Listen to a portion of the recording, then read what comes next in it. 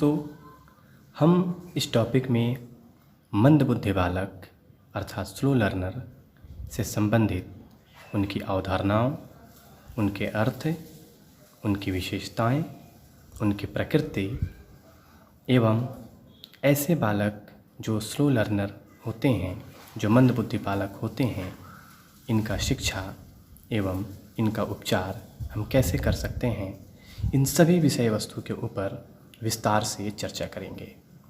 यह विषय डीएलएड द्वितीय वर्ष के छात्र, बीएड प्रथम वर्ष एवं सीटेट इत्यादि के छात्रों के लिए अति महत्वपूर्ण विषय वस्तु है। दोस्तों, स्लो लर्नर अर्थात मंदबुद्धि बालक क्या होता है, इसके बारे में हम सबसे पहले इसके अर्थ के बारे में चर्चा करेंगे। Slow learner are those children who do not keep pace with the class. मंद अधिगमकर्ता वैसे बालक होते हैं जो कक्षा की गति के साथ नहीं चलते, विद्यालय कार्य में साधारणतया प्रगति नहीं दिखा पाते, इन्हें विशेष देखभाल की आवश्यकता होती है। ऐसे बालक पढ़ाई में काफ़ी कमज़ोर होते हैं तथा परीक्षा में प्राप्तांक भी अधिक नहीं ला पाते। दोस्तों, मंद अधिगमकर्ता बालक ऐसे बालक होते हैं जो कक्षा की गति के साथ नहीं चल पाते, अर्थात कक्षा में जितने भी बच्चे होते हैं, उनके उम्र समूह के जितने भी बच्चे होते हैं, उन उम्र समूह के बच्चों के साथ वे चल नहीं पाते, अर्थात उनकी जो लेवल होती है, उनकी जो स्तर होती है, उस स्तर के लायक इनका स्तर नहीं होता है। अर्थात ऐसे बालकों का स्तर बाकी बच्चों की अपेक्षा, अपने उम्र समूह एवं अपने कक्षा के बच्चों की अपेक्षा काफ़ी कम होता है। विद्यालय में किसी भी प्रकार की कोई भी एक्टिविटी, किसी भी प्रकार की कोई भी क्रियाकलाप, चाहे वो करिकुलर एक्टिविटी हो, चाहे वो को करिकुलर एक्टिविटी हो, वो किसी भी प्रकार की एक्टिविटी में सहभागिता नहीं ले पाते, अर्थात सहभागिता दिखाने में इच्छा व्यक्त नहीं करते। ऐसे बच्चों को देखभाल की काफ़ी अत्यधिक आवश्यकता पड़ती है, इन्हें अत्यधिक देखभाल की आवश्यकता पड़ती है और इनके देखभाल के लिए जो इनके माता पिता हैं और स्कूल के जो शिक्षक हैं, इनका अहम भूमिका होता है, इनकी अहम रोल होती है। ऐसे बच्चे पढ़ाई में भी काफ़ी कमज़ोर होते हैं, जिसकी वजह से परीक्षा में इनका प्राप्तांक, इनका मार्क्स बाकी बच्चों की अपेक्षा काफ़ी कम आता है।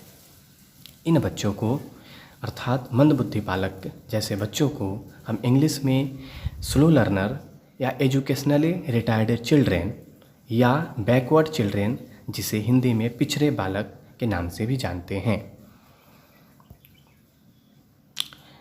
अलग अलग प्रकार के मनोवैज्ञानिकों ने अलग अलग रूप में ऐसे बालकों की अर्थात स्लो लर्नर की परिभाषा एवं इसके अर्थों को बताया है। मैं बर्टन, हॉल एवं ओस्कोनेल जैसे मनोवैज्ञानिकों ने अपनी परिभाषा जो दी हैं, उसके बारे में हम चर्चा करेंगे।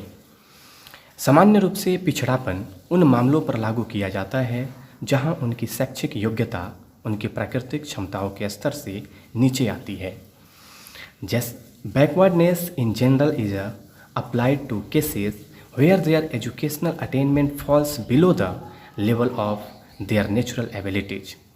अर्थात ऐसे बालक जो होते हैं वे अपनी प्राकृतिक क्षमता, अर्थात जो उनके गॉड गिफ्टेड जो उनकी कैपेसिटीज़ हैं, अपनी कैपेसिटीज़ के अनुसार अपनी शैक्षिक योग्यता नहीं दिखा पाते, अर्थात एजुकेशनल अचीवमेंट जो उनकी होती हैं, जो एजुकेशन से रिलेटेड जो उनकी उपलब्धियां जो होती हैं, वो काफ़ी कम होती हैं। अर्थात हम दूसरी भाषा में यह कह सकते हैं कि ऐसे बच्चे जो कैपेबल होते हैं, ऐसे बच्चे जिनके अंदर क्षमता तो होती है, ईश्वर प्रदत्त क्षमता दी जाती हैं, लेकिन किन्हीं कारणों की वजह से, किन्हीं अलग अलग कारकों की वजह से ये अपने क्षमताओं का प्रदर्शन नहीं कर पाते हैं, जिसकी वजह से शैक्षिक योग्यता इनकी काफ़ी ढीली पड़ जाती है। एस्कोनेल ने इसे परिभाषित किया है कि backward people is one who compared with other peoples of the same chronological age show marked educational deficiency, अर्थात पिछड़े बालक वह हैं जो समान कालानुक्रमिक आयु की अन्य विद्यार्थियों की तुलना में शैक्षिक कमी को दर्शाता है।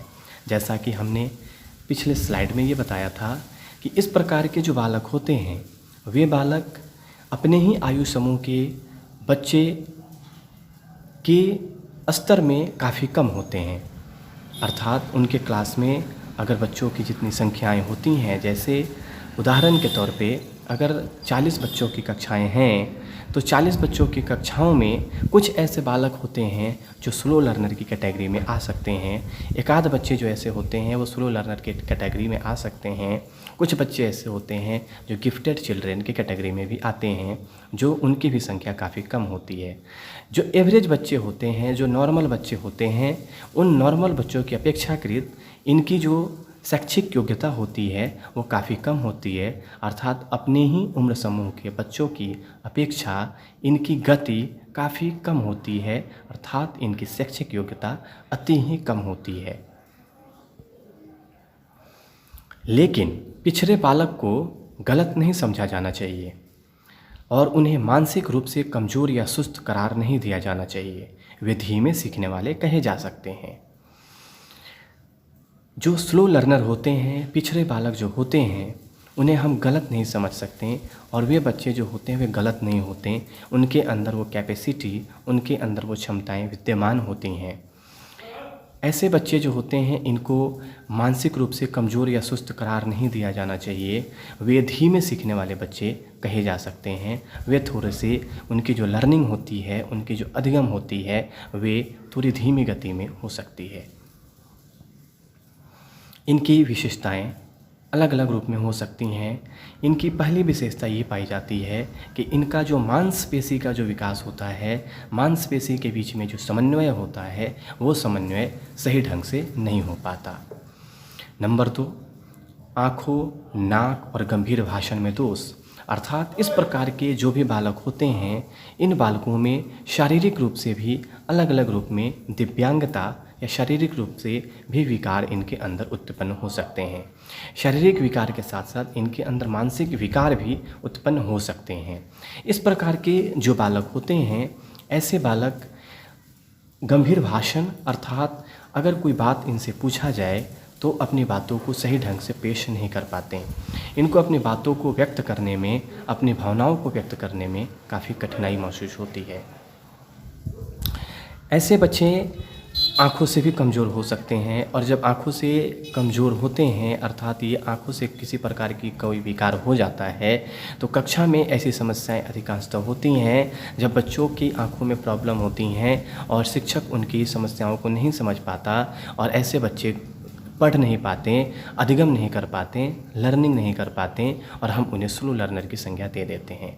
हालांकि ऐसा करना दोष है। Lesser capacity of abstract thinking, ऐसे बच्चे जो होते हैं उनकी अमूर्त चिंतन काफ़ी कम होती है। अमूर्त चिंतन वे सही ढंग से नहीं कर पाते। चिंतन 2 प्रकार के रूप में साधारणतया देखा जाता है, मूर्त चिंतन एवं अमूर्त चिंतन। मूर्त चिंतन जो हमारे सामने है वे अमूर्त चिंतन, जो वैसे चिंतन जो हमारे सामने हैं वैसे हम मूर्त चिंतन कहते हैं, और अमूर्त चिंतन वे चिंतन होते हैं जो हमारे सामने नहीं होते हैं। अमूर्त चिंतन जो होते हैं वे बाल्यावस्था के बाद के जो चिंतन होते हैं वे अमूर्त चिंतन होते हैं, जिसमें बालक अलग अलग वस्तुओं के बारे में, अलग अलग विषय वस्तुओं के बारे में, अलग अलग व्यक्तियों के बारे में, अलग अलग जगहों के बारे में वह कल्पना कर सकता है। लेकिन इस प्रकार के जो बालक होते हैं उनकी अमूर्त चिंतन की क्षमता बाकी बच्चों की अपेक्षा थोड़ी कम हो जाती है। इन बच्चों की रीजनिंग एबिलिटी अर्थात तार्किक क्षमता, तार्किक योग्यता भी काफ़ी कम होती है। वे तर्क करने में काफ़ी बेहिचक महसूस करते हैं। सामान्य ज्ञान का अभाव, ऐसे बालकों में कॉमन सेंस का काफ़ी ज़्यादा अभाव पाया जाता है। वे कॉमन सेंस का प्रयोग वे नहीं कर पाते हैं। सामान्य ज्ञान का इनके अंदर काफ़ी ज़्यादा अभाव पाया जाता है। ऐसे बच्चे जटिल नियमों को सुलझाने में काफ़ी मुश्किल करते हैं, अर्थात जटिल नियमों को सुलझा नहीं पाते हैं। और इस प्रकार के जो बच्चे होते हैं वे बच्चे सभी क्षेत्रों में धीमा होते हैं, जैसे शैक्षिक क्षेत्र में, सामाजिक क्षेत्र में भावनात्मक क्षेत्र में और शारीरिक क्षेत्र में, अलग अलग जो भी एरियाज़ हैं, अलग अलग जो भी क्षेत्र हैं, उन सभी क्षेत्रों में इनकी गति जो होती है वो काफ़ी धीमी होती है। सभी क्षेत्रों में ये काफ़ी कमज़ोर पाए जाते हैं। ऐसे बच्चों की और भी विशेषताएं हो सकती हैं कि अवांछनीय सामाजिक लक्षणों का विकास इनके अंदर पाया जाता है। ऐसे बच्चों के अंदर अवांछनीय जो सामाजिक लक्षण हैं, इन लक्षणों का विकास होता है।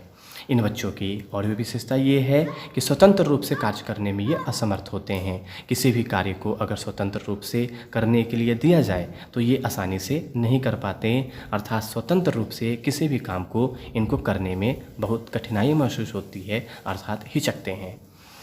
अनेबल टू कॉन्सनट्रेट, किसी भी विषय वस्तु के बारे में अगर कोई शिक्षक पढ़ा रहा है या फिर अगर किसी प्रकार की ये विषय वस्तु पढ़ रहे हैं, किसी प्रकार की पुस्तकों का अध्ययन कर रहे हैं, तो अधिक समय तक कॉन्सनट्रेट नहीं कर पाते, अधिक समय तक ध्यान आकर्षित नहीं कर पाते। ध्यान आकर्षित करने में यह सफल नहीं पाए जाते हैं। वास्तविक उलझन एवं रुचि में कमी, ऐसे बच्चे जो होते हैं रियली कन्फ्यूज्ड होते हैं, अर्थात ऐसे बच्चे जो होते हैं वो अधिकांशतः कन्फ्यूज्ड पाए जाते हैं, अधिकांशतः उलझन में पाए जाते हैं। इनके अंदर हमेशा कोई ना कोई एक उलझन पाई जाती है, हमेशा कोई ना कोई एक उलझन रहती है। और ऐसे बच्चे स्लो लर्नर टाइप के जो बच्चे हैं, ये बच्चे के अंदर रुचि की भी कमी पाई जाती है, काफ़ी अत्यधिक इंटरेस्ट की कमी पाई जाती है। वे अपने, जैसा हमने बताया पिछले स्लाइड में कि विद्यालयों के अंदर जो भी क्रियाकलाप होते हैं, शैक्षिक क्रियाकलाप जो होते हैं, एकेडमिक क्रियाकलाप होते हैं, उन सभी क्रियाकलाप में ये भाग नहीं ले पाते, अर्थात अपने अधिगम में, अपनी पढ़ाई में एवं अन्य विषय वस्तुओं में अपनी रुचि नहीं दिखा पाते। तो दोस्तों, अभी आपने पढ़ा कि मंदबुद्धि बालक की विशेषताएं क्या होती हैं और इसके अर्थ क्या होते हैं, इसकी अवधारणाएं क्या होती हैं।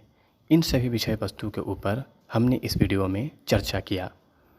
दोस्तों, अगले वीडियो में हम मंदबुद्धि बालक की पहचान कैसे कर सकते हैं और इनका उपचार कैसे किया जा सकता है, इसके बारे में हम चर्चा करेंगे। अगर यह विषय वस्तु आपको पसंद आई हो तो वीडियो को लाइक अवश्य करें, कमेंट करें तथा सब्सक्राइब अवश्य करें एवं बेल आइकन को दबाना न भूलें। फिर मिलते हैं हम अगले वीडियो में ऐसे ही अलग अलग प्रकार के विषय वस्तु के साथ। तब तक दीजिए इजाज़त। धन्यवाद, धन्यवाद एवं धन्यवाद।